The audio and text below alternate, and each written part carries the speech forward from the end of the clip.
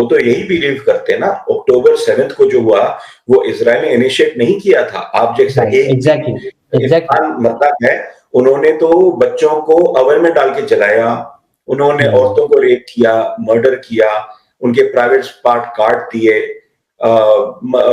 इन मर्दों को basically literally काट के उनको जला दिया, अपने गाड़ी में जिंदा जला दिया। कि मोसाद को जब ये पता होता है कि गजा के किस एरिया में, किस बिल्डिंग में, कौन सी फ्लोर पे या कौन से बेसमेंट में हमास ने अपने हथियार छुपा रखे हैं या फिर वहां पर हमास के आतंकवादी बैठे हुए हैं, जब इतनी प्रिसाइज इंफॉर्मेशन मोसाद के पास होती है, तो क्या इस बात को माना जा सकता है कि 7 अक्टूबर जैसा इंपॉर्टेंट इंसिडेंट, इतना बड़ा इंसिडेंट मोसाद की इंटेलिजेंस से निकल जाए? स्पिरिचुअल लीडर जो है, supreme leader Ayatollah Ali Khamenei ने, उन्होंने कहा कि हम अटैक जरूर करेंगे। एक तो हिजबुल्लाह ने अपनी अटैक कंटिन्यू रखी है, इजराइल के ऊपर प्रेशर दबदबा बनाए रखा हुआ है। ये भी खबरें आई है फ्रॉम हमास के उन्होंने एक हॉस्टेज को मार दिया है और 2 फीमेल हॉस्टेजेस को सीरियसली उन्होंने क्रिटिकली इंजर किया हुआ है। नेतन्याहू तो एक वॉर टाइम प्राइम मिनिस्टर है। मैं कह रहा हूं, मेरे हिसाब से जो युद्ध विराम की आप जो बात कर रहे हैं, ठीक है, वो फ्रॉम नेतन्याहू के पर्सपेक्टिव से तो उसको पता है कि उसका जो दिन है वो नंबर्ड है। वो किसी भी हाल में इस क्राइसिस के बाद में कोई पब्लिक ऑफिस नहीं होल्ड कर पाएगा।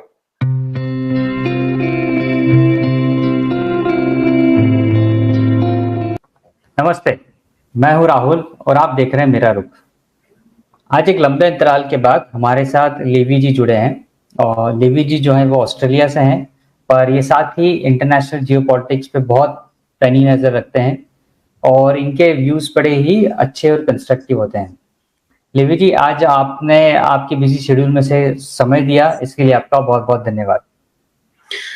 राहुल जी, आपके शो बुलाने के लिए बहुत बहुत धन्यवाद और आपको इंडिया के इंडिपेंडेंस डे की शुभकामनाएं आपको और आपके सभी श्रोताओं को मेरे तरफ से शुभकामनाएं on this wonderful day, Indian independence day. धन्यवाद जी, बिल्कुल।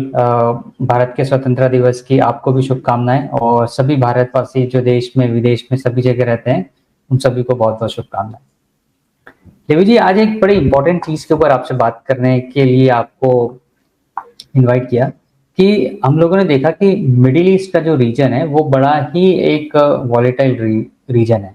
फिर हम लोग यूएई, ईरान, इराक से लेके कतर, कुवैत, फिर इजराइल, सऊदी अरेबिया, ये जो पूरा एक रीजन है ये बड़ा एक हमेशा से वॉलेटाइल रहा, specially considering countries like Iraq, Iran, Israel, फिर इजराइल से रिलेट के कॉन्फ्लिक्ट, फिलिस्तीन और सारी चीजें। बट ये रीजन इसलिए भी बहुत इंपॉर्टेंट होता है क्योंकि ये वर्ल्ड का एक बहुत इंपॉर्टेंट ट्रेड रूट भी है, क्योंकि जो भी trade central Asia central Europe तक जाता है वो इसी रूट से होता हुआ जाता है। तो अगर इस रीजन में अनरेस्ट होता है, इस रीजन में टेंशन होता है, तो ये वर्ल्ड के सी रूट के लिए, वर्ल्ड के बिजनेस के लिए भी एक बहुत बड़ा इम्पैक्ट, बहुत बड़ा खतरा होता है। अभी हम लोगों ने देखा कि इजराइल ने हमास के चीफ को ईरान में मार गिराया। वैसे इजराइल ने इसका ओपनली क्लेम नहीं किया कि उन्होंने किया, बट ये एक माना जाता है कि उन्होंने किया। उसके बाद ईरान भी काफी एग्रेसिव मोड में आया। फिर यूएस ने भी उसके कई सारे वॉरशिप्स और कई सारे ट्रूप्स और फाइटर जेट्स के साथ में उसके वॉरशिप कैरियर्स वो इजराइल के सपोर्ट के लिए उस रीजन में उतारे। अभी फिलहाल देखें तो सिचुएशन तो कूल एंड काम दिखती है ऊपर से, पर अंडर द कार्पेट क्या कुछ चल रहा है, इसके ऊपर कुछ आपके व्यूज हो तो जरूर बताइए, शेयर कीजिए। नहीं, बिल्कुल बिल्कुल आपने सही कहा कि ये रीजन बड़ा वॉलेटाइल है। उसमें वहां पे दिनों के हिसाब से भी नहीं, घंटों के हिसाब से चीजें चेंज होती हैं। तो हमें उसको put the hand on the pulse आपको रखना पड़ता है, और बड़ी क्लोज डेवलपमेंट्स जैसे हो रही हैं, जैसे कि कल इजराइल ने डेलीगेशन भेजा कतार में to start negotiation on the truce, और प्राइम मिनिस्टर नेतन्याहू ने जो डेलीगेशन को एक मैंडेट दिया हुआ है। इजराइल में काफी प्रेशर है हॉस्टेजेस को रिहा करने के लिए, और इस पे गवर्नमेंट पे, वहां के गवर्नमेंट में प्रेशर ये है कि आप एक strike the deal with Hamas, ठीक है। तो that is the internal pressures जो उनके प्राइम मिनिस्टर को झेलना पड़ रहा है एट द मोमेंट। तो इन्होंने फिलहाल एट द मोमेंट ये है कि Iran was poised to strike Israel पे आक्रमण करने के लिए वो तैयार था बेसिकली। अभी मेरे ख्याल से 2 हफ्ते हो गए हैं, पर वर्ल्ड पावर्स ने ईरान को बहुत ने अर्ज किया है कि आप इस पे बड़ा गौर करें, नहीं तो फिर इसका इम्पैक्ट होगा, वो इजराइल भी रिटेलिएट करेगा, और एक जिस दिशा में हम जाना नहीं चाहते वहां पे शायद हो जाएगा। और जो करंट टॉक्स जो है ट्रूस का, वो भी अपॉर्चुनिटी मिस हो जाएगी। तो ईरान भी यही चाहता है कि वहां पे सीज फायर हो जाए, इसीलिए उन्होंने अपने एक्शंस को थोड़ा रिविजिट किया है, और उन्होंने जो एक्शंस वो उन्होंने डिक्लेयर किया था, उनके जो स्पिरिचुअल लीडर जो है, supreme leader ayatollah Ali Khamenei ने, उन्होंने कहा कि हम अटैक जरूर करेंगे।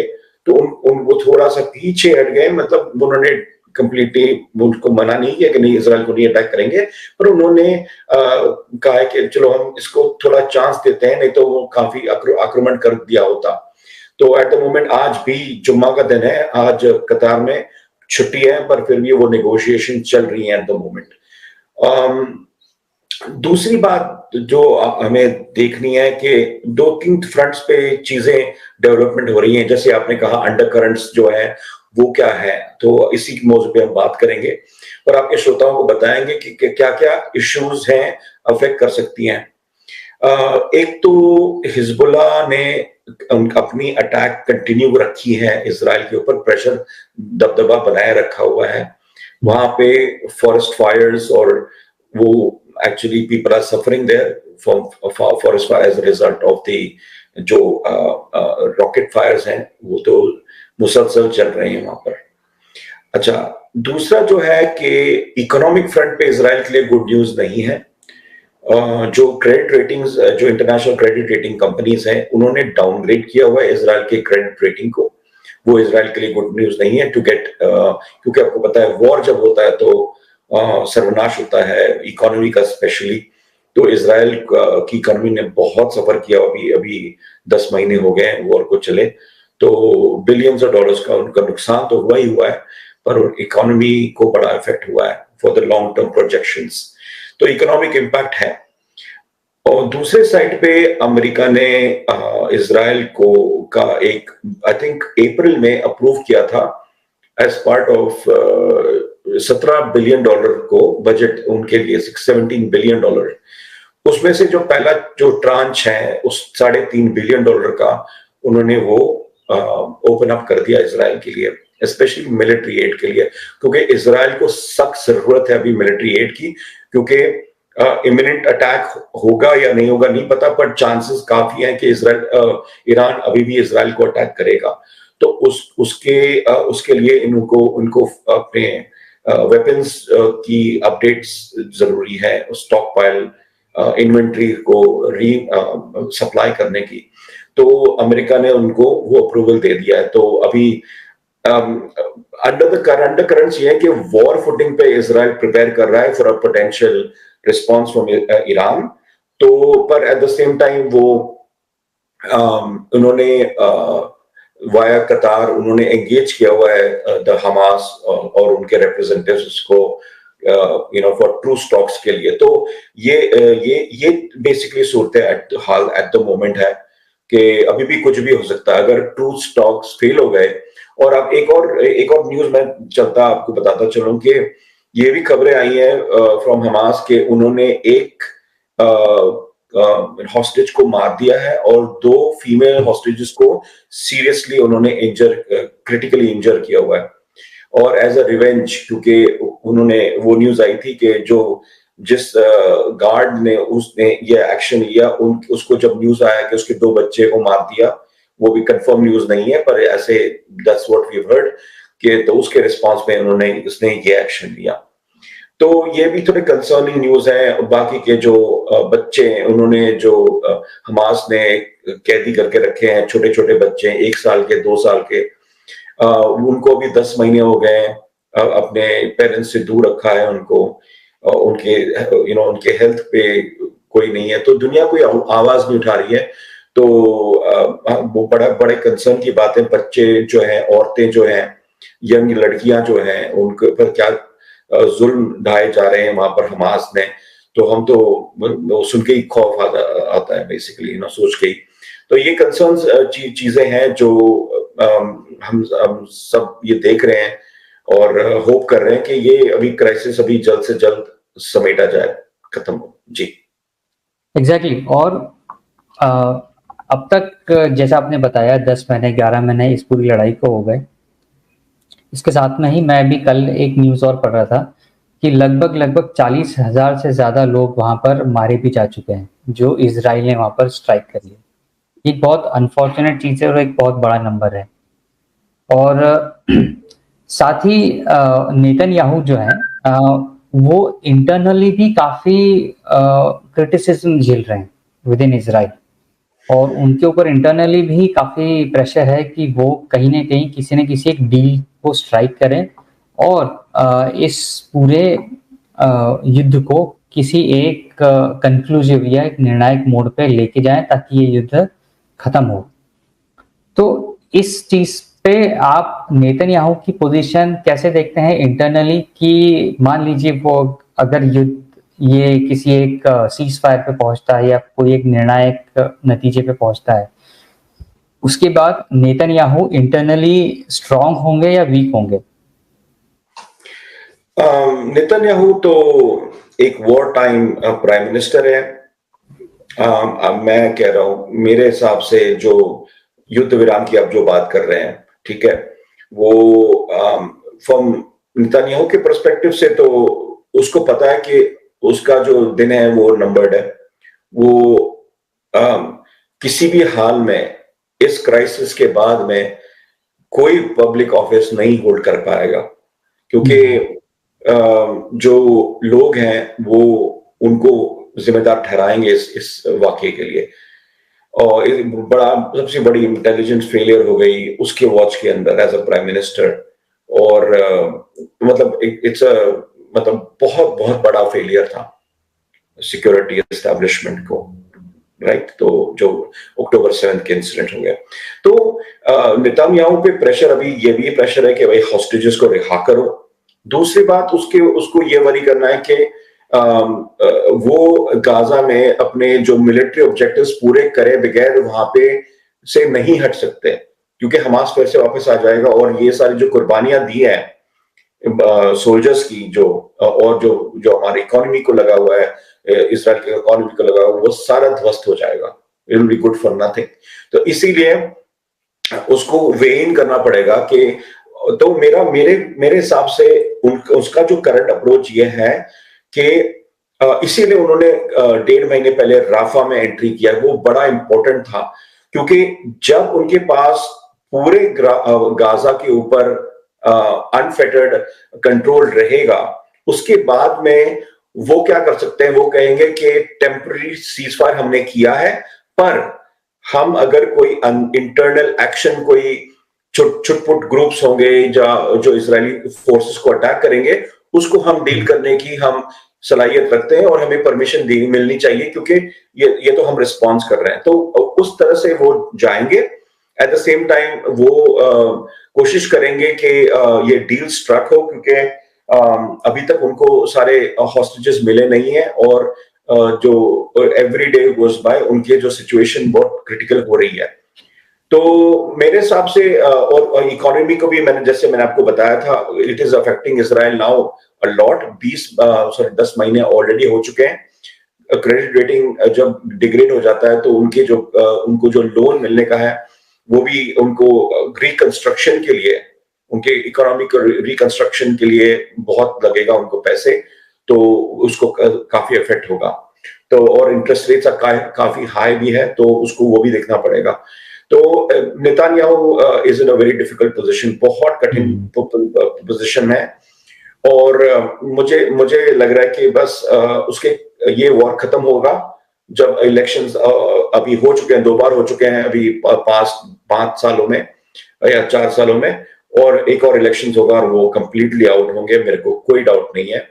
और this is how I see it. जी देवी जी, एक और चीज मैं मेरी स्टडी या मेरे एनालिसिस के हिसाब से सोचता हूँ कि मौसाद को जब ये पता होता है कि गजा के किस एरिया में, किस बिल्डिंग में, कौन सी फ्लोर पे या कौन से बेसमेंट में हमास ने अपने हथियार छुपा रखे हैं या फिर वहां पर हमास के आतंकवादी बैठे हुए हैं, जब इतनी प्रिसाइज इंफॉर्मेशन मौसाद के पास होती है, तो क्या इस बात को माना जा सकता है कि 7 अक्टूबर जैसा इंपॉर्टेंट इंसिडेंट, इतना बड़ा इंसिडेंट मौसाद की इंटेलिजेंस से निकल जाए?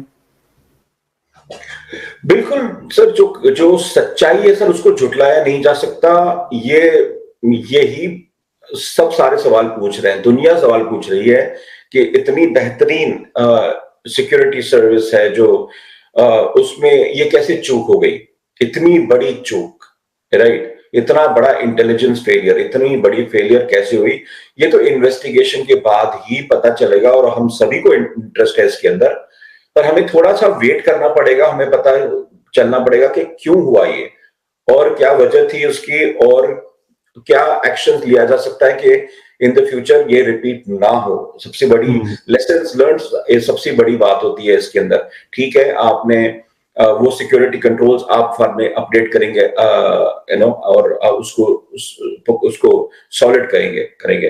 तो क्योंकि सिक्योरिटी, इजराइल की सिटीजन्स की सिक्योरिटी पैरामाउंट है।